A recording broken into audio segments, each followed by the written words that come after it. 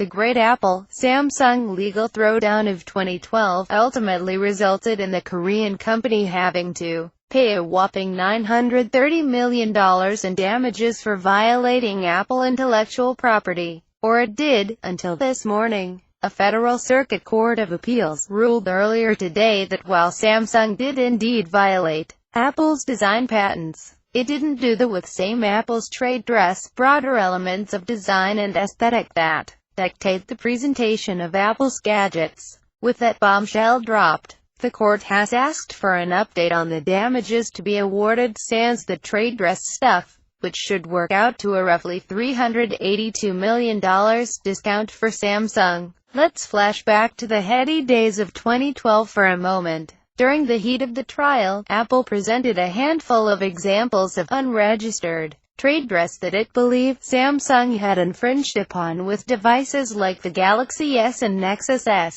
While some of Apple's examples, a rectangular product with 4 evenly rounded corners, a flat, clear surface covering the front of the product, the company tried to argue that they were just for show and had no impact on usability. After some further investigation, the appeals court disagreed with the argument, saying that the requirement that the unregistered trade dress serves no purpose other than identification cannot be reasonably inferred from the evidence. That is to say, since trade dress protection only applies to design elements that are non-functional and these design choices were seemingly made for the sake of customer comfort, Apple's argument is out. If you're itching for some juicy documents to kick off your Monday, the full decision, courtesy of Apple Insider, can be found below. United States Court of Appeals for the Federal Circuit ruling on Apple v. Samsung by Apple Insider.